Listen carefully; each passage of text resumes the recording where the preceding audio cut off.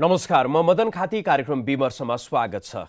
दर्शकवृन्द, लोकतन्त्र दिवसको अवसर पारेर हिजो मात्र प्रधानमन्त्री केपी शर्मा ओलीले धरहरा भनेर त्यसको पुनर्निर्माण गरिएको भनेर उहाँले उक्त संरचनाको उद्घाटन गर्नुभयो। तर जसरी सरकारले र पुनर्निर्माण प्राधिकरणले त्यहाँ निर्मित संरचनालाई धरहराको पुनर्निर्माण भनिराखेको छ, तर जो सम्पदा संरक्षणमा लागिराख्नु भएको छ उहाँहरूको चाहिँ त्यो पुनर्निर्माण नभएर त्यो चाहिँ नवनिर्माण भएको र भत्किएको धरहरा चाहिँ अहिले पनि त्यो भग्नावस्था नै बाँकी रहेको भन्ने कोणबाट चाहिँ उहाँहरूको तर्क आइराखेको छ। आज हामी धरहरा यो पुनर्निर्माण कि नवनिर्माण कि त्यसको साथसाथमा चाहिँ समग्र यो टुडी खेलकै विषयमा पनि निकै लामो समयदेखि चर्चा चलि नै राखेको छ। अगुबाई टुडी खेल लगायतका धेरै कुराहरू बिचमा आयो पनि आज हामी प्रकृति र संस्कृतिसँग जोडिएर यसको सम्पदा संरक्षणसँग जोडिएर चाहिँ संवाद गर्दैछौँ। यो विषयमा संवाद गर्नको लागि आज हामीले कार्यक्रम विमर्शमा आमन्त्रण गरेका छौँ सम्पदा बचाऊ अभियान सङ्घर्ष समितिका अध्यक्ष गणपतिलाल श्रेष्ठलाई। यहाँलाई कार्यक्रममा स्वागत छ। धन्यवाद, नमस्ते। अब यहाँहरूले चाहिँ हिजो प्रधानमन्त्रीले जसरी धरहराको उद्घाटन गर्नुभयो त्यो चाहिँ पुनर्निर्माण गरिएको सरकारले एउटा निकै ठुलो सफलताको रूपमा चाहिँ लिइराखेको अवस्था छ। यहाँहरू त्यसलाई त्यो पुनर्निर्माण होइन यो नवनिर्माण हो बताइराख्नु भएको छ। किन त्यस्तो, किन नवनिर्माण हो यो, किन पुनर्निर्माण होइन? अब सम्पदा भन्ने बित्तिकै तपाईँलाई चाहिँ एउटा मर्म हुन्छ।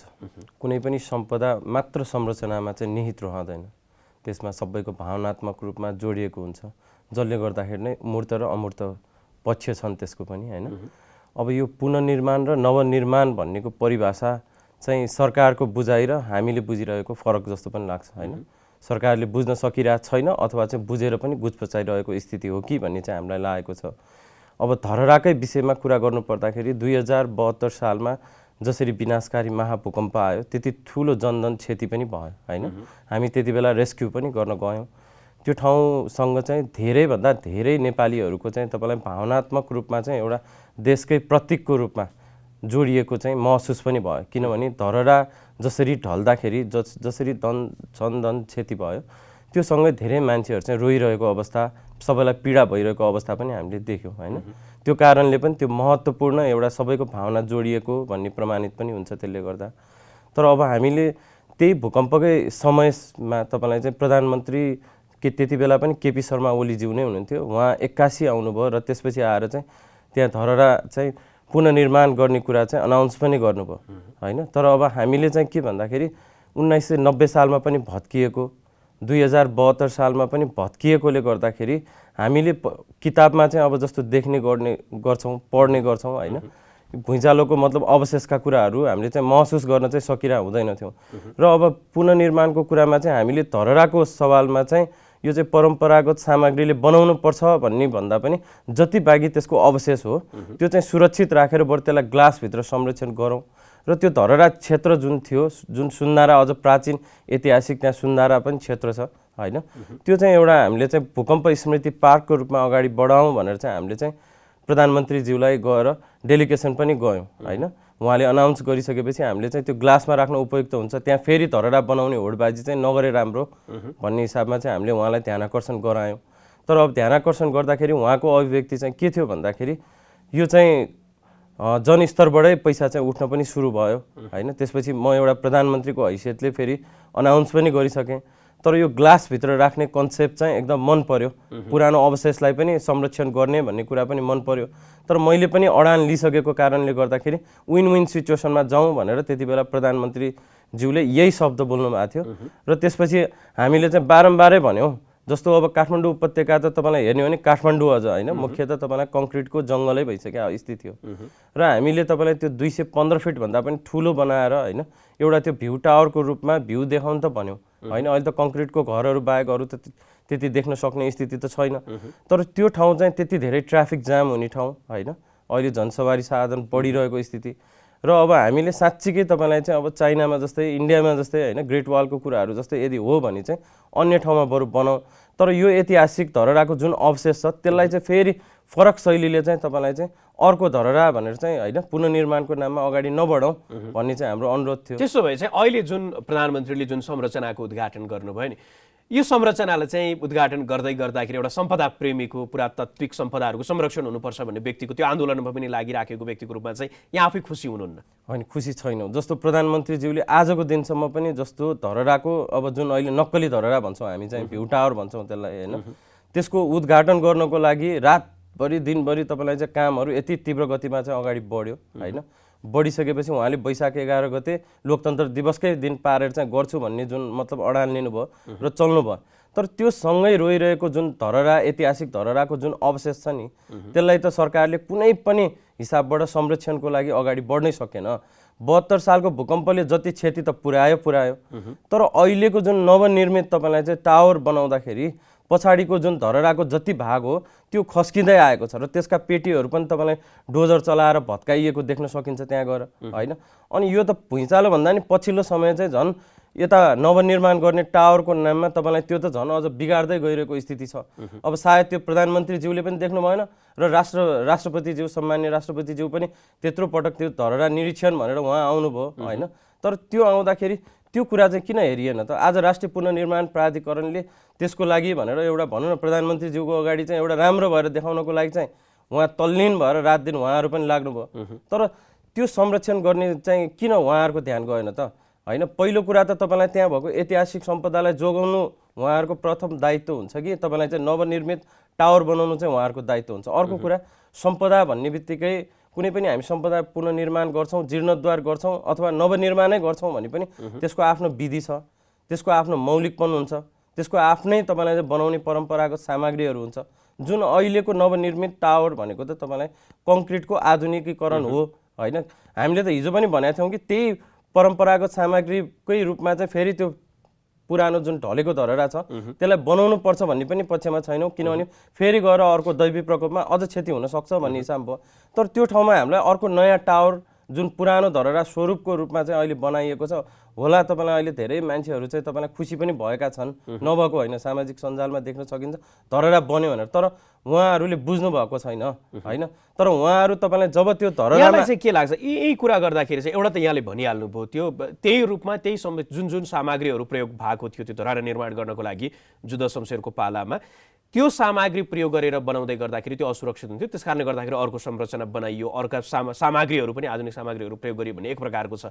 अर्कोतर्फ चाहिँ यो धरहरा निर्माणसँगै अहिले जसरी चाहिँ खुसी व्यक्त भइराखेको छ, प्रधानमन्त्रीको यहाँले भन्नुभयो दिनरात त्यही कुरालाई चाहिँ उहाँहरू चाहिँ समृद्धिको कुरा, यो कुरालाई चाहिँ सरकारले काम गरिराखेको त्यो रूपमा चाहिँ अर्थाइराखेको अवस्था पनि देखिन्छ। यस्तो हो, उहाँ एउटा पद दिए त्यत्रो ठुलो जिम्मेवार होइन, नेपालको अब सम्मान्य प्रधानमन्त्रीको एउटा पदमा हुनुहुन्छ होइन। उहाँले जस्तो यो हाम्रो मेलम्चीकै कुरामा पनि जसरी हतारिनु भयो होइन, हतारिनु भयो, जस्तो प्राविधिकहरूले त अझ पनि सम्पूर्ण कामहरू सकिएको छैन भन्ने हिसाबमा भयो। तर हामी त खुसी छौँ, किनभने त्यति वर्षदेखि पानी आउन सकेको थिएन, मेलम्चीको नाममा कति सडक खन्यो, कति मान्छे धुवा धुलोले भयो होइन। तर पानी आयो भन्दा त हामी खुसी छौँ। तर हामीलाई अहिले हामीले चाहिँ एनालाइसिस गरिरहेको कुरा के भन्दाखेरि पुरानै धारामा त पानी आउन सक्ने रहेछ नि त, अरबौँ खरबौँ रुपियाँ चाहिँ किन खर्च गर्यो त होइन। त्यत्रो पानी कहीँ चुहावट छ भने त बनाउन सक्थ्यो नि त। आज पुरानै धारामा आइरहेछ, अझ 7 महिनासम्म नयाँ जुन धारा मेलम्चीको लागि जुन राखिएको छ त्यसमा अझ पनि आउन सक्दैन भनेर प्राविधिकले भनिरहेको छ। तर उहाँ त्यहाँ पनि तपाईँलाई चाहिँ उद्घाटन गर्न जानुभयो, हामीले जस पानी पायौँ त्यसको लागि एकदम धन्यवादै छ। तर अब अहिले धरहराको विषयमा भन्नुपर्दाखेरि चाहिँ हामीले पनि तपाईँलाई चाहिँ त्यो फेरि धरहरा परम्परागत सामग्रीले फेरि बन्नुपर्छ भन्ने हाम्रो मान्यता थिएन। तर त्यो धरहरा क्षेत्र चाहिँ तपाईँलाई जुन किसिमको एउटा थियो पार्कको रूपमा भूकम्पपछि त हामीलाई खुल्ला ठाउँ पार्कहरू त एकदम महत्त्वपूर्ण थियो होइन। र त्यो ठाउँमा तपाईँलाई अब पुरानो हुलाकदेखि लिएर टक्सार विभागहरू नै थियो, त्यो सबै भत्काइएर तपाईँलाई चाहिँ अहिले तपाईँलाई हेर्ने हो भने त्यहाँ मात्र टावरको कुरा रहेन, व्यापारिक रूपमा चाहिँ फेरि पसल कौलहरू निकाल्नको लागि अहिले संरचनाहरू तयार भइरहेको छ। अर्को कुरा हामीलाई दुःख लागेको कुरा के भन्दाखेरि प्रधानमन्त्रीज्यूले मेरो धरहरा होइन मै बनाउँछु भन्ने जुन अभियान जसरी चाहिँ चलायो, जनस्तरबाट पनि तपाईँलाई एउटा नाङ्लोमा तपाईँलाई पसल राखेर बस्ने मजदुरीले पनि ल धरहरा बनाउन लायो भनेर एउटा भावनात्मक रूपमा पैसा हाले स्थिति हो त्यहाँ होइन। त्यति धेरैले तपाईँलाई एउटा आस्थाले पैसा हालेको छ नि त होइन। र अर्को हाम्रै करबाट तपाईँलाई उठेको पैसा पनि त्यहाँ राखेको छ।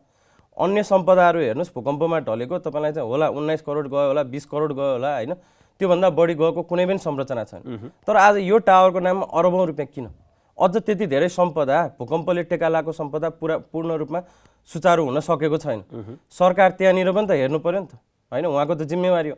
तर अहिले आएको जुन टावर छ, हिजो पनि तपाईँलाई त्यो ठाउँमा चाहिँ व्यापारिक प्रयोजनको लागि काठमाडौँ महानगरपालिकाले साइड वाकर्सलाई दिने होइन, त्यही साइड वाकर्स कम्पनीकै तपाईँलाई चाहिँ सम्झौतामा चाहिँ भत्केमा चर्केमा होइन आफैले बनाउने भनेर तपाईँलाई चाहिँ सम्झौतामा उल्लेख गरेर गर्ने, तर त्यसलाई उन्मुक्ति दिएर प्रधानमन्त्रीज्यू यताबाट चल्न लगाउने होइन।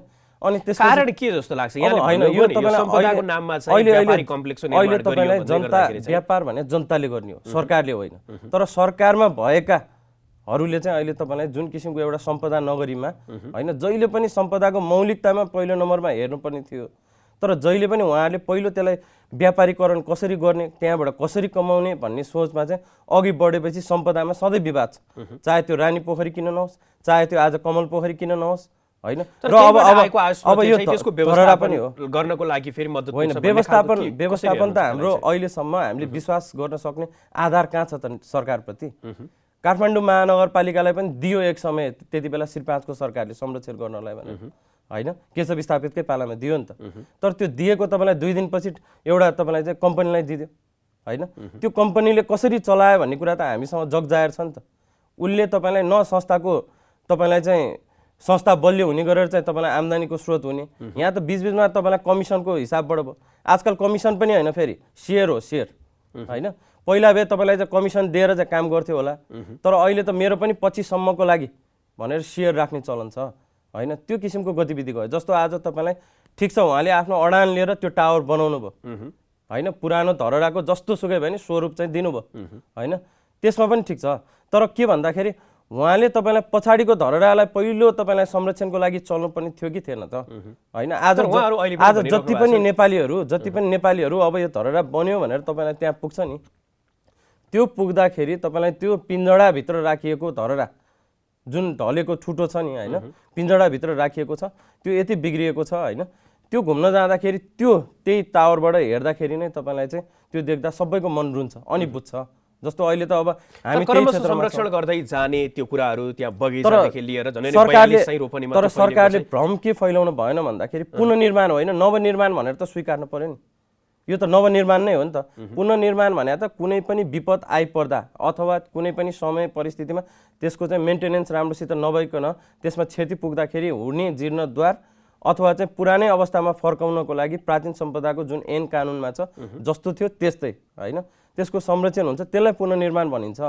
तर आज तपाईँलाई जग्गैदेखि आधुनिकीकरण गरेर त्यो धरहराको ठाउँभन्दा फरक स्थानमा तपाईँलाई चाहिँ त्यो बनाइएको टावरलाई त्यो हरेक बोर्डदेखि लिएर हिजोसम्म पनि राष्ट्रिय पुनर्निर्माण प्राधिकरणकोदेखि लिएर सम्माननीय प्रधानमन्त्रीज्यूले पनि पुनर्निर्माण, ऐतिहासिक पुनर्निर्माण भन्नुभयो। त्यो पुनर्निर्माण होइन, उहाँले नवनिर्माण नै भन्नुपर्छ, किनभने जनतालाई भ्रममा राख्ने अनि उहाँहरू जस्तोले नै यस्ता कुराहरूलाई चाहिँ अगाडि यसरी बढाउने हो भने भोलि कहाँ पुग्छ त? यो त गलत हो नि त। नवनिर्माण भनेर चाहिँ स्वीकार्नै पर्छ सरकारले। हामी यसको लागि अझ पनि ध्यानाकर्षण गराउन जाँदैछौँ। तर 1882 मा जति बेला भीमसेन थापाले त्यसको सुरुमा निर्माण गर्नुभयो, त्यसपछि 90 सालको भूकम्पले त्यसलाई भत्कायो, त्यति बेला पनि एउटै थियो। त्यति बेला जति बेला पहिलो पटक बनिएको थियो नि धरहरा र पछि चाहिँ जुन निर्माण गरियो एकै प्रकारको त्यो पनि पुनर्निर्माण थियो कि के थियो? अब यस्तो भयो र अहिले पनि 90 सालपछि त तपाईँलाई अब त्यसको उचाइहरू घटाइएको स्थिति पनि हो होइन। अर्को कुरा धरहरा 2टा थियो भन्ने पनि कुराहरू चाहिँ अझ पनि तपाईँलाई त्यो आइरहेको स्थिति हो। हुनुपर्ने पनि पहिला 18 तल्ला र तपाईँलाई त्यो किसिमको भयो। तर अहिलेको सम्माननीय प्रधानमन्त्रीज्यूले पहिला भन्दा पनि 215 फिट भन्दा पनि अझ म ठुलो बनाउँछु भन्ने किसिमले अहिले लगभग 262 फिटको हाराहारी उहाँहरूकै उसमा चाहिँ गइएको देखिया छ होइन। अब उहाँले मतलब के भन्दाखेरि जे होस् जसरी पनि म जित्छु नै भन्ने चाहिँ एउटा सोच त हो होइन। अब उहाँले त यदि त्यो मान्यता दिने हो भने त ल ठिक छ, भीमसेन थापाले जति बनाएको उचाइ हो त्यति अनुसार त जान सकिन्थ्यो होला नि त होइन। अर्को कुरा अब यसलाई ठिक छ स्वरूपको रूपमा धरहरा लियो होइन, तर यो नवनिर्माण नै हो, यो कुरा त उहाँहरूले स्वीकार्न सक्नुपर्छ होइन। पुनर्निर्माण गर्नुपर्ने नै धरहरा त हामीले अब ग्लासभित्र राख्नुपर्छ भनेर भनि नै रहेछौँ नि त होइन। अनि यो ऐतिहासिक होइन, होला पछि गएर ऐतिहासिक होइन, तर आजको दिन त ऐतिहासिक भन्न मिल्दैन नि त होइन।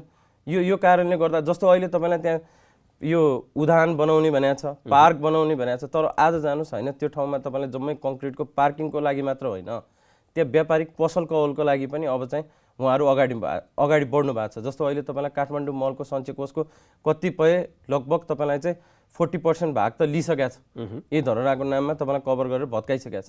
यो सबै तपाईँलाई व्यापारिक प्रयोजनको लागि छ होइन, लेखेर राख्नुहोस् होइन। यो तपाईँलाई यो सम्पन्न भइसकेपछि यो व्यापारिक प्रयोजनको लागि नै अगाडि बढ्छ होइन, आम्दानीकै स्रोतको लागि बन्छ र तपाईँलाई यो सम्बन्धित निकाय काठमाडौँ महानगरपालिकालाई संरक्षणको अभिभार देला। तर काठमाडौँ महानगरपालिकाले भोलि कुनै एक कम्पनीलाई चाहिँ होइन यो दिने प्रयोजन उहाँहरूको मास्टर माइन्ड अगाडि बढ्छ। त्यस्तै यहाँहरूले अर्को उठाइराखेको चाहिँ यो टुडी खेलको विषय, त्यो चाहिँ रानी पोखरीदेखि दशरथ रङ्गशालासम्मको त्यो एरिया चाहिँ खाली गराउँछौँ भन्ने खालको त्यो अभियानमा पनि यहाँहरू हुनुहुन्थ्यो। अहिले चाहिँ कहाँ पुग्यो यो? यहाँहरूले त धेरै त्यति बेला बाचा पनि गर्नुभएको थियो होइन, कहाँ पुग्यो? अब हामीले खास गरेर हामीलाई यो भूकम्पपछि त खुल्ला ठाउँहरूको महत्त्व त त्यतिकै पनि छ होइन। नेपाल सरकारले तपाईँलाई नयाँ अब भनौँ न भूकम्पपछिको उसमा चाहिँ अब यो खाली ठाउँहरू होइन पार्कहरू बनाउने भनेर त अब तपाईँलाई खुल्ला ठाउँहरू निर्माण गर्ने भनेर त अब उहाँहरूले नीति नियममा त पास गर्नुभयो। तर पहिलादेखि भएकै खुल्ला ठाउँहरूलाई चाहिँ अतिक्रमण गर्दै लगिरहेको स्थितिहरू पनि हो। त्यही कारण अब तपाईँलाई नेपालभित्रको जति पनि खुल्ला ठाउँ छ त्यसलाई चाहिँ अब संरक्षित गर्नुपर्छ भन्ने किसिमले चाहिँ सबभन्दा पहिलो चाहिँ हामीले टुडी खेललाई नै लिने भन्ने भयो। अझै स्पष्ट रूपमा यहाँले बुझाउँदै गर्दाखेरि चाहिँ टुडी खेलको जुन कुरा चाहिँ आज हामीले बुझ्दै गर्दाखेरि देखेको टुडी खेल र यहाँहरूले जुन टुडी खेलको कुरा गरिराख्नु भएको छ नि त्यो टुडी खेल बिचमा चाहिँ यहाँले बुझाइदिनुहोस् त। अब यस्तो पहिला अब टुडी खेल भन्ने बित्तिकै नेपाल त अब भनौँ न त्यति बेला अब एसियाकै दोस्रो उसमा चाहिँ ठुलो स्पेस भएको चाहिँ होइन टुडी खेलको रूपमा चाहिँ मान्थ्यो होइन। तर पछिल्लो समय अब यो राणाकालीन समयमा चाहिँ विभिन्न भाइ भारदारहरूले चाहिँ बाँड्दै गर्दाखेरि विभिन्न दरबारहरू बनाउँदै गर्दाखेरि चाहिँ टुडी खेल भनेको अहिलेको समय रानी पोखरीदेखि यो के भन्छ हाम्रो यही साइड गेटको पुग्या देखिन्छ होइन, दशरथ रङ्गशालासम्म। पहिला चाहिँ अब तपाईँलाई यो त्यो पनि सर्वसाधारणको पहुँचको लागि निकै कम मात्रै। हजुर, बाँसबारीदेखिको चाहिँ तपाईँलाई अब यो त्रिपुरेश्वरसम्मै थियो होइन त्यति बेलाको ठुलो परेड ग्राउन्ड त। तर पछि अब सङ्कुचित हुँदा हुँदा हुँदा पछिल्लो समय चाहिँ तपाईँलाई अझ तपाईँलाई त्यसमा पनि अब राष्ट्रिय उद्यान समितिको नाममा होस् होइन, त्यसपछि आएर अब यो टुडी खेल पनि अब सानो टुडी खेल ठुलो टुडी खेल भनेर चाहिँ तपाईँलाई फेरि विभाजित भयो। 6वटा त बाटै तपाईँलाई चाहिँ त्यहीबाट क्रस गरेर बनाइदियो होइन, साइड गेटै अब त्यहाँ बनाइदिया स्थिति पनि भयो होइन। तर अब हाम्रो पछिल्लो समय भनेको जति बचेको छ होइन त्यसलाई पूर्ण टुडी खेलको रूपमा चाहिँ कायम गर्नुपर्छ भनेर चाहिँ अब हामीले चाहिँ अभियान सुरु गऱ्यौँ। र त्यसमध्ये पनि पहिलो कुरा कस्तो भन्दाखेरि यो सरकारदेखि लिएर अब जति पनि नेतागणहरू छ उहाँहरूलाई चाहिँ अलिकति ध्यानाकर्षण गराउनको लागि भनेर चाहिँ हामीले चाहिँ ऐतिहासिक जुन खुल्ला मञ्च छ टुडी खेलभित्र रहेको खुल्ला मञ्च होइन, जसबाट चाहिँ अब कतिपय नेताहरू जन्मिनु पनि भयो। त्यो थलो नै थियो होइन, देशमा त्यति धेरै क्रान्तिहरू पनि आयो। अब त्यो क्रान्ति आएको ठाउँलाई चाहिँ फेरि एउटा चाहिँ मतलब संवेदनशील हुनु पर्यो भनेर चाहिँ हामीले अकुपाइड टुडी खेलबाट चाहिँ खुल्ला मञ्च पहिलो चाहिँ खुल्ला गर्ने भनेर अभियानहरू चाहिँ सुचारू गऱ्यौँ। जसमा फेरि खण्डित काठमाडौँ महानगरपालिकाले रातारातै पुरानो बस पार्कमा होइन भ्यू टावर बनाउने नाममा तपाईँलाई चाहिँ बस पार्क चाहिँ यतापट्टि सारिएको स्थिति थियो होइन। अनि हामीले अब त्यही कुरामा ध्यानाकर्षण गराउँदा गराउँदा अब सम्बन्धित काठमाडौँ महानगरपालिकाको मेयर साहब अब यसप्रति चाहिँ यो इगो राखेर बस्ने कारणले गर्दाखेरि पनि समस्या रह्यो होइन। जनताले त्यति धेरै कुराहरू चाहिँ उठायो, पुरानो अब पूर्व प्रधानमन्त्रीदेखि लिएर त्यत्रो अब तपाईँलाई चाहिँ जम्मा भएर टुडी खेल चाहिँ बचाउनुपर्छ है, बौद्धिक क्षेत्रका व्यक्तित्वहरू उहाँहरू सबै आउनुभयो। तर अब काठमाडौँ महानगरपालिकाले हामीले उठाएका कुराहरू चाहिँ के भन्दाखेरि गर्नै पर्छ भन्ने छैन भन्ने किसिमले चुप्लाएरै बस्दिनु भयो। र त्यसपछि अब हामीले चाहिँ सम्बन्धित त्यहाँ दरबार हाई स्कुल होइन वीर हस्पिटल उहाँहरूलाई चाहिँ समय समयमा गएर सचेत गराउने कामहरू भयो होइन। अनि उहाँहरूको पनि अब भवनहरू चाहिँ तपाईँलाई अब लगभग सकियो भनिसकेपछिको स्थितिहरूमा चाहिँ उहाँहरूले खाली गर्ने पनि प्रतिबद्धता दिनुभयो। अनि त्यही खाली गर्नको लागि अब जब चल्ने समय भएको थियो त्यसपछि काठमाडौँ महानगरपालिकाले अब मेयर साहब भनौँ होइन उहाँले चाहिँ अब के भन्दाखेरि अगाडि बढ्नुभयो होइन। जब अब तपाईँलाई कामै सकिएर अब खाली गर्ने नै स्थिति थियो होइन, त्यो बेला गएर चाहिँ अब खुल्ला मञ्च चाहिँ अब हामी खाली गर्छौँ भनेर अडान लिएर चाहिँ अगाडि बढ्नुभयो। अब अहिलेको स्थितिमा खुल्ला मञ्च चाहिँ खाली भइरहेको स्थिति हो। र अब हिजो अस्ति मात्र आएको समाचार अनुसार बस पार्क जुन खुल्ला मञ्चमा खण्डित गरेर राखेको छ त्यो पनि केही समयपछि नै अब हट्ने भनेर निर्णय भइसक्यो भनेर जानकारी चाहिँ आयो होइन। तर अब त्यो बस पार्कको सवालमा पनि अब हामीले त भनिरहेको छौँ पुरानो बस पार्कमा भ्यू टावर आवश्यक छैन। त्यहाँको स्थानीय बासिन्दाले पनि भुइँचालो पछिको जुन सचेत भएको हिसाबमा त त्यहाँ त्यत्रो अब तल्लाको भ्यू टावर किन त आवश्यक होइन। हाम्रो सरकार चाहिँ अहिले भ्यू टावर बनाउनमा मात्र अलिकति जोड दिएर व्यस्त भएको देखिन्छ। टुडी खेलकै विषयमा जस्तो यहाँले कुराकानी गर्नुभयो खुल्ला मञ्चको जहाँ चाहिँ बस पार्क थियो त्यो हट्ने क्रममा छ भन्ने हिसाबले त्यसको शहीद गेटदेखि जो अहिले जङ्गी अड्डा विभिन्न भवनहरू त्यहाँ निर्माण भइराखेको छ त्यो विषयमा चाहिँ यहाँहरूको के त्यो सैनिकको जुन संरचनाहरू अहिले नेपाली सेनाको निर्माण भएको छ त्यो एरिया पनि खुल्ला हुनुपर्छ भन्ने हो कि त्यो तत्कालको लागि छोड्नु? होइन होइन, खुल्ला हुनैपर्छ। जस्तो अब नेपाली सेना भने पनि एउटा हाम्रो देशको गौरव बोकेको एउटा सङ्गठन पनि हो होइन। उहाँहरूको पनि अब कुन समयमा कसरी उहाँहरूलाई जिम्मेवारी दियो होइन, कति बेलादेखि अब तपाईँलाई चाहिँ त्यो ठाउँ चाहिँ ओगटेर बस्यो भन्ने कुरामा चाहिँ अब जस्तो हामीले अहिले मालपोत कार्यालयबाट चाहिँ टुँडिखेलको जम्मै क्षेत्रदेखि लिएर होइन त्यहाँको अब के नाममा छ भन्ने कुराहरू चाहिँ हामीले डकुमेन्टेसनको हिसाबबाट चाहिँ हामीसँग चाहिँ उपलब्ध भइसकेको अवस्था पनि छ होइन। अब अहिले हामीले चाहिँ 2018 सालमा चाहिँ नेपाली सेनालाई चाहिँ एउटा कार्यविधि बनाएर दिएको स्थिति चाहिँ हो होइन। जस्तो उहाँहरूको अहिले उतापट्टि जुन हाम्रो सानो टुँडिखेल भनेर अहिले भन्ने प्रचलनमा छ होइन, त्यो ठाउँमा अहिले नेपाली सेनाले नै स्थायी स्ट्रक्चरहरू चाहिँ थुप्रै बनाइसकेको स्थितिहरू पनि छ होइन। यदि कार्यविधि दिएको भए तापनि अस्थायी बाहेक स्थायी बनाउने चाहिँ कुनै पनि अधिकार छैन भन्ने हिसाबमा कानुनी विज्ञहरूले पनि त्यही कुरा अगाडि बढाइरहेको स्थिति हो। त्यो कारणले अब 2018 सालमा के भनेर दियो भनेर चाहिँ त्यो डकुमेन्ट एउटा चाहिँ हामी खोज्दैछौँ होइन। त्यसपछि यसको सुरुवात चाहिँ कसरी भए रहेछ? जस्तो सार्वजनिक न सरकारको न चाहिँ त्यो कुनै एउटा हाम्रो हिसाबबाट चाहिँ सार्वजनिक सम्पत्ति जनताको सम्पत्ति भनेर यहाँले जुन दाबी गरिराख्नु भएको छ त्यो सम्पत्ति चाहिँ त्यो अतिक्रमणमा पर्ने क्रमको सुरुवात चाहिँ कसरी आजको दिनसम्म यस्तो भयो। अब त्यति बेलाकै सायद एउटा कालखण्डमा चाहिँ जसरी अब हामीले चाहिँ सोचिरहेको थियौँ यो पूर्ण रूपमा सार्वजनिकै हो भन्ने चाहिँ सोचिरहेको थियौँ, त्यस्तो होइन रहेछ होइन। तर अब मालपोत कार्यालयमा बल्ल बल्ल त्यो डकुमेन्ट हतपछि चाहिँ दिँदै नदिनु रहेछ होइन। त्यसपछि हामीले फलोअप गर्दै गयौँ महिनौपछि चाहिँ हामीले के पायौँ भन्दाखेरि त्यो चाहिँ तपाईँलाई जग्गा धनी नेपाल श्री 5 को सरकार होइन, त्यसपछि मोही टुँडिखेल भनेर लेखिया रहेछ ढड्डामा होइन, पुरानो त्यति बेलादेखिको ढड्डामा चाहिँ त्यो लेखिया छ। अब तपाईँलाई मोही भन्ने बित्तिकै त जोता हुन्छ होइन, तर अब यहाँ चाहिँ टुँडिखेल भनेर त्यो राखिया छ भने अब त्यति बेला श्री 5 को सरकार भनेर चाहिँ तपाईँलाई जग्गा धनी भन्ने बित्तिकै त होइन यो अब कुन किसिमको अब यो त कानुनमै नभएको कुराहरू चाहिँ त्यहाँ देखिया छ होइन। जस्तो यो सरकारी जग्गा त हुन नपर्ने जस्तो चाहिँ हामीलाई लागिरहेको स्थिति हो। त्यो कारणले गर्दाखेरि पनि त्यो टुँडिखेल हामी जुन चाहिँ बिहान बिहान मर्निङ वाकदेखि लिएर विभिन्न त्यहाँ चाहिँ अब जात्रा पर्व होइन महोत्सव होइन त्यसपछि दिवसहरू मनाइने गरिन्छ। त्यो ठाउँमा नेपाली सेनाले चाहिँ तपाईँलाई आदि चाहिँ काँडेतार चाहिँ किन राख्यो भनेर भन्दाखेरि चाहिँ उसले मतलब श्री 5 को सरकार अन्तर्गतको चाहिँ आदि भाग चाहिँ ओगटेर बस्या भन्ने चाहिँ देखियो होइन। तर हाम्रो चाहना चाहिँ के हो भन्दाखेरि ठिक छ नेपाली सेनाले पहिलादेखि पनि संरक्षण गर्दै आएको ठाउँ हो त्यो होइन, संरक्षणको अभिभार उहाँहरूले लिनुहोस् होइन, उहाँहरूको परेड खेलाउने दिन होइन, त्यसपछि आएर त्यहाँ राष्ट्रिय दिवसहरूका दिन होइन, उत्सवहरूका दिन, हाम्रो जात्रा पर्वको दिन बाहेकका अन्य दिन चाहिँ तपाईँलाई त्यो सैनिक मञ्च मात्र घेरेर बसोस् नेपाली सेनाले होइन, आदि चाहिँ ओगटेर चाहिँ नबसोस् भन्ने चाहिँ हाम्रो चाहना हो होइन। ठिक छ उहाँहरूले संरक्षण गरोस्। त्यो कारणले गर्दा हाम्रो अभियान भनेकै तपाईँलाई त्यो टुँडिखेल चाहिँ पूर्ण रूपमा खुल्ला चाहिँ हुनै पर्छ। सम्भव चाहिँ कतिको देख्नुहुन्छ? किनकि यहाँले जुन भन्नुभएको छ आजको दिनमा देखिराखेको टुँडिखेलको पनि आधा चाहिँ त्यो सेनाले अहिले पनि नियन्त्रणमा लिइराखेको र उहाँहरूकै प्रयोगको लागि चाहिँ त्यो अहिले पनि रहेको देखिन्छ।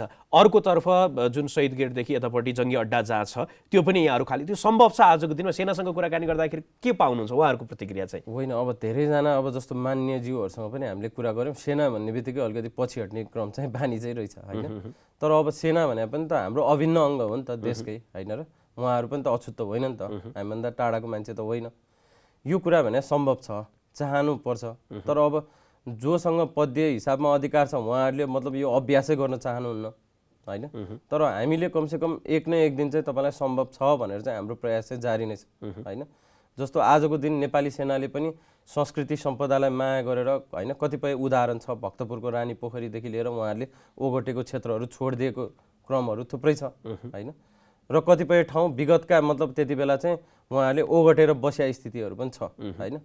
तर यो अहिलेको समयको माग अनुसार चाहिँ हामी चल्नुपर्छ जस्तो लाग्छ होइन।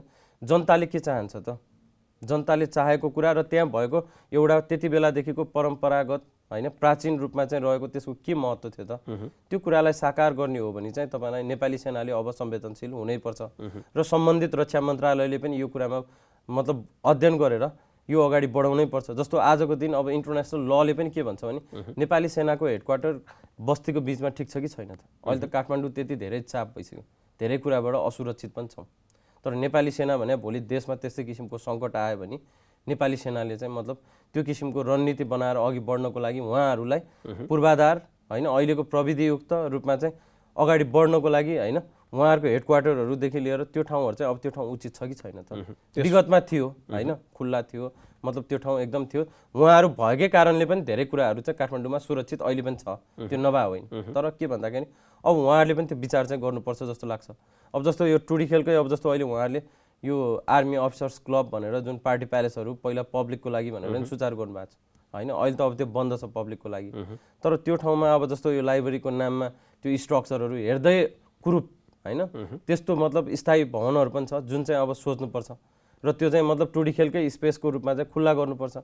हामीले अघि भन्यौँ उहाँहरूलाई आवश्यक भएको परेड खेलाउने हरेक कुराहरूमा चाहिँ त्यो उहाँहरूको प्रतिक्रिया चाहिँ पाउनु भएको छ यहाँले के किनकि सेनाको विषयमा यहाँले अगाडि पनि भन्नुभयो त्यति धेरै खुलेर मानिसहरू बहस पनि संवाद पनि भइराखेका हुँदैन, कतै न कतै एउटा गौरवपूर्ण इतिहास बोकेको संस्था पनि। तर यहाँले भनिराख्नु भएको छ उसले चाहिँ अहिले पनि त्यो जनताले उपभोग गर्न पाउनुपर्ने खुल्ला रहनुपर्ने क्षेत्रबाट चाहिँ सेना त्यहाँबाट हट्नुपर्छ, सेनाले आफै विचार गर्नुपर्छ। सेनासँग यहाँले यो विषयमा कुराकानी उहाँहरूसँग चाहिँ त्यस्तो संवाद भएको छ कि छैन? होइन, अब केही न केही माध्यमबाट चाहिँ भएको छ, नभएको होइन होइन। अब केही न केहीबाट भइरहेको स्थितिमा अहिले पहिलो चाहिँ त्यही हो 2018 सालदेखि लिएर त्योभन्दा अगाडिका जुन डकुमेन्टहरू कतिपय सिंहदरबार जल्ने टाइममा पनि हरायो होइन, मास्यो भन्ने कुराहरूले गर्दाखेरि पनि त्यो कुरा चाहिँ अब हामीले पनि त्यही अध्ययन गर्दैछौँ होइन। अब उहाँहरू पनि जहाँसम्म लाग्छ हिजोको नेपाली सेना होइन होइन, अहिलेको नेपाली सेनाले मतलब हरेक कुरासँग चाहिँ अहिले नागरिकसँग पनि अब हरेक जात्रा पर्व हरेक कुराहरूसँग उहाँहरू पनि जोडिनु भएको छ होइन। त्यो कारणले गर्दाखेरि पनि उहाँहरू पनि संवेदनशील हुनुहुन्छ र हुनुपर्छ जस्तो पनि मलाई लाग्छ होइन। अब माध्यमको रूपमा जस्तो अहिले अब जस्तो यो मालपोत कार्यालयबाट आएका कुराहरू होइन, यो कुराहरूमा उहाँहरूले पनि ध्यान आकर्षण चाहिँ मलाई जहाँसम्म लाग्छ भइसकेको छ प्रधान सेनापतिज्यूबाट होइन। उहाँहरूले पनि मतलब यो विषयमा चाहिँ अहिले अध्ययन गरेर अगाडि बढिरहेको जस्तो नि स्थिति छ होइन। र अब अहिलेको जुन प्रधान सेनापतिज्यू त अब जस एकदम संस्कृति प्रेमी जस्तो पनि लाग्छ होइन। अब उहाँको पनि कार्यकाल त अब थोरै नै छ। अब त्यो बिचमा चाहिँ जहाँसम्म लाग्छ केही ठोस निर्णयहरू चाहिँ अघि बढ्छ जस्तो चाहिँ हामीलाई पनि एउटा नागरिकको हिसाबबाट चाहिँ त्यो विश्वास र अपेक्षा पनि छ। अब यहाँहरूमाथि लाग्ने गरे आरोप चाहिँ यहाँहरू प्रकृतिको संरक्षण सम्पदाको संरक्षण भन्ने नाममा चाहिँ विकास विरोधी हुनुभयो, विकासलाई चाहिँ अवरोध पुर्याउने हुने भयो भन्ने कोडबाट चाहिँ यहाँहरूलाई आरोप लाग्ने गरेको छ। धराराको विषयमा यहाँहरू विरोध गर्नुहुन्छ, रानीपोखरीभन्दा यहाँहरू विरोध गर्नुहुन्छ, निजगढ अन्तर्राष्ट्रिय विमानस्थलको कुरामा त्यहाँ पनि विरोध गर्नुहुन्छ, सडक विस्तार गर्नलाई त्यहाँ पनि विरोध गर्नुहुन्छ। यो किन विकास विरोधी भयो भन्ने कोडबाट पनि मानिसहरू प्रश्न उठाउने गर्छन्। यसमा चाहिँ यहाँको जवाफ प्रतिक्रिया के छ? अब यस्तो हो, अहिले अब धेरै जागरण त आइसकेको स्थिति छ होइन। अब पहिला भए तपाईँलाई चाहिँ जागरणको कमी थियो, जनस्तरबाट पनि यस्ता कुराहरू चाहिँ सुन्न सकिन्थ्यो होइन। सरकारबाट त अब छँदैछ होइन, तर अब जनस्तरबाट त अहिले धेरै ठुलो जागरण आएकोले गर्दाखेरि तपाईँलाई चाहिँ उहाँहरूले चाहिँ बुझिसकेको स्थिति पनि हो। हामी जहिले फेरि विरोधको लागि विरोध गर्दैनौँ होइन, त्यो कुरामा अध्ययन गर्छौँ। अध्ययन गरिसकेपछि हामी वैकल्पिक कुराहरू चाहिँ यो किसिमको हुनुपर्छ भनेर हामी सरकारसँग चाहिँ बहस गर्नलाई अघि बढ्छौँ। तर कतिपय अब थुप्रै कुराहरूमा चाहिँ सरकार हामीसँग बहस गर्न चाहँदैन होइन। उहाँहरू पेलेरै जाने चाहिँ उहाँहरूको बदनियत छ होइन। हामी भन्छौँ कि हामीलाई कन्भिन्स गरिदिनुहोस् होइन, होइन भने तपाईँ कन्भिन्स भइदिनुहोस् होइन, यो बाहेक विकल्प पनि छैन। अब जस्तो आज सडक विस्तारको नाममा हेर्नुहोस् होइन, त्यति धेरै तपाईँलाई अब काठमाडौँ उपत्यका भनेको एउटा सभ्यतासँग जोडिएको नगरी हो होइन। यति धेरै सम्पदाहरू छ जसले त देशको गौरवलाई अहिलेसम्म सिर ठाडो गर्नको लागि हाम्रो स्वाभिमानको कुराहरू हामी गर्छौँ, तर यो सबै कुरा त्यसमै जोडिएको छ होइन। तर आज सडक विस्तारको नाममा जसले तपाईँलाई चाहिँ सभ्यता बचाइरहेको छ, जसले सम्पदा र संस्कृतिलाई जीवन्त राखिरहेको स्थिति छ, त्यही समुदाय नै तपाईँलाई चाहिँ विस्थापित गरेर सुकुम्बासी बनाइन्छ भने त यो कुरा त अलिकति ठिक पनि भएन। जस्तो सडक विस्तार मात्र विकल्प होइन रहेछ भन्ने कुरा आजको दिन त प्रमाणित भइसकेका छन्। सडक विस्तार गरेको ठाउँमा हेर्नु अहिले पार्किङ स्थल छ, जति फडाकिलो बनाए पनि तपाईँलाई चाहिँ सडकको जुन ट्राफिक जाम बढिरहेकै स्थिति छ भने मतलब सडक विस्तार चाहिँ विकल्प होइन भन्ने कुरा चाहिँ देख्न सकिन्छ। अब रह्यो तपाईँलाई अहिले धरहरादेखि लिएर सबै कुराहरू, त्यसमा विकल्प के त? अब यहाँले जुन भन्नुभएको छ नि धेरै कुराहरूमा आज हामी प्रकृतितर्फ त्यति धेरै गएनौँ, विकास निर्माण र अहिले सम्पदाकै कुराकानी गऱ्यौँ। प्रकृति र संस्कृति त हामीले माया गर्नै सक्नुपर्छ होइन। प्रकृतिसँगै संस्कृति जोडिया छ र त्यही संस्कृतिको आधारमा हामीलाई संस्कार पनि त्यही अनुसार सिकाइया छ नि त होइन। तर आज प्रकृतिले पनि त तपाईँलाई धेरै नै गरौँ भइसकेपछि आजको दिन त हामी देखिरहेछौँ प्रकृतिलाई हामीले कस्तो किसिमको ठेस पुर्यायौँ, जसले गर्दा आज हामी वायु प्रदूषणदेखि लिएर हरेक कुराहरूबाट त पीडित भएको छौँ नि। आज काठमाडौँ तपाईँलाई विश्वकै 1 नम्बरमा होइन प्रदूषित क्षेत्रको रूपमा चाहिँ हुनु होइन, तर यो कुराप्रति चाहिँ सरकार चासो लिएर चाहिँ अगाडि नबढ्नु होइन। त्यो अब अन्तिममा म कार्यक्रमको अन्तिममा भएको कारणले गर्दाखेरि विकल्प के त? यहाँले जुन कुरा उठाउनु भयो धरहराको त अहिले त्यो बनिसकेको अवस्था छ, यद्यपि सरकारले संरक्षण गर्छु भनिराखेको छ। अर्कोतर्फ टुडीखेलको विषय, सडक विस्तारको विषय, यी कुराहरूमा चाहिँ यहाँहरूले दिइराखेको विकल्प चाहिँ के हो, कसरी चाहिँ यसको समाधान गर्न सक्छ? अब तपाईँलाई अहिले हामीले 7 वटा प्रदेश त हामीले तोकेका छौँ।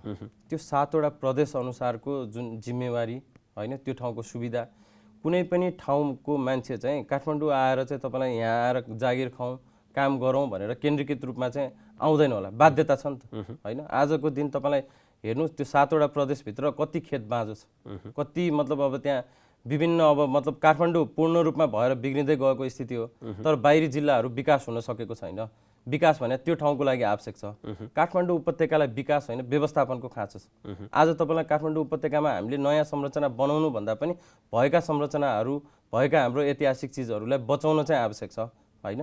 त्यो कारणले गर्दाखेरि जति पनि मतलब अब बाहिरी जिल्लाहरू प्रदेश अन्तर्गत छुट्याइया छ त्यहाँ चाहिँ आवश्यक सुचारू तपाईँलाई जो रोजगारीका कुराहरूदेखि लिएर बनाउनु पर्ने सुविधाहरू, अत्यावश्यक कुराहरू त्यो चाहिँ सुचारू गर्नुपर्छ जस्तो लाग्छ। किन भन्दाखेरि कुनै पनि ठाउँको मान्छेलाई आफ्नै ठाउँमा यदि त्यहाँ केही गर्न मौका चाहिँ यदि सरकारले दिन्छ अथवा चाहिँ त्यो अवसरहरू भयो भने आफ्नो ठाउँमा गर्ने मेहनत, परिश्रम होइन त्यसको प्राउड फिल भने त छुट्टै छ नि त। तर आज सरकारले काठमाडौँ नै केन्द्रीकृत रूपमा चाहिँ विकासको नाममा अगाडि बढाउनु हो भने त विनाश हुँदै गएको स्थिति हामीले देख्न सक्छौँ। त्यो कारणले गर्दाखेरि सरकारको आँखाको अगाडि अब हामी चाहिँ विकास विरोधी हुन सक्छौँ, तर अब तपाईँलाई चाहिँ विनाश गरेर यो विकासको लागि भनेर विनाश गरेर अघि बढ्दाखेरि जुन दुर्भाग्य अहिले काठमाडौँ उपत्यकाले भोग्नु परिरहेछ होइन, त्यसलाई विकास भन्न मिल्दैन होइन। विनाश गरेर पनि विकास हुन्छ र होइन, विकास गर्ने बाहिरी गर्नु पर्यो। जस्तो अब हामीले अहिले रानी पोखरीदेखि लिएर सबै कुराहरूमा हाम्रो विरोध के थियो भन्दाखेरि जस्तो आज रानी पोखरीमा हामी मन्दिरको कुरामा हामी सन्तुष्ट छौँ, किनभने हामीले प्रताप मल्लकालीन ग्रन्थकूट शैली फर्काउन सक्यौँ, त्यो सङ्घर्षले नै फर्काउन सक्यो होइन। पोखरी हामीले बचाउन सकेनौँ, जमिनको स्थिति नै तपाईँलाई चाहिँ बिगार्यो। त्यही कुरा कमल पोखरीमा नहोस् भन्ने हाम्रो चाहना थियो। तर मैले अघि पनि भने सरकारले पहिलो कुरा कुनै पनि सम्पदा यदि पुनर्निर्माण गर्छ भने त्यसको मौलिकतालाई पहिलो नम्बरमा राखेर हेर्नु सक्नुपर्छ। त्यसपछि मात्र अब जस्तो त्यहाँको व्यवस्थापन हरेक कुराहरू हेर्नुपर्ने। तर सबैभन्दा पहिलो भनेको तपाईँलाई व्यापारीकरण गरेर कसरी पैसा कमाउने भन्ने सोचले गर्दा यो विवाद सुरु हुन्छ। हस्, आजको लागि चाहिँ यहाँले आफ्नो महत्त्वपूर्ण समय हामीलाई उपलब्ध गराइदिनु भयो। यहाँको महत्त्वपूर्ण समय र संवादको लागि चाहिँ यहाँलाई धेरै धेरै धन्यवाद। यहाँहरूलाई पनि धन्यवाद मेरो केही शब्दहरू राख्ने मौका दिनु। हस् दर्शकवृन्द, आज हामीले मुख्य गरी त सम्पदा संरक्षणको सन्दर्भमा निरन्तर लामो समयदेखि त्यसमा ओकालत त्यो सम्पदाको संरक्षण हुनुपर्छ, नाफालाई केन्द्रमा होइन कि सम्पदाको संरक्षणलाई चाहिँ केन्द्रमा राखेर सरकार अगाडि बढ्नुपर्छ भन्ने भनाइलाई चाहिँ ओकालत गर्दै आउनुभएका सम्पदा प्रेमी र सम्पदा बचाऊ अभियान सङ्घर्ष समितिका अध्यक्ष गणपतिलाल श्रेष्ठसँग संवाद गऱ्यौँ। आजको लागि कार्यक्रम विमर्शलाई निर्धारित समय सकिएको छ। जनताद्वारा जनताका लागि प्रसारित जनता टेलिभिजन हेरिरहनुहोस्। नमस्कार।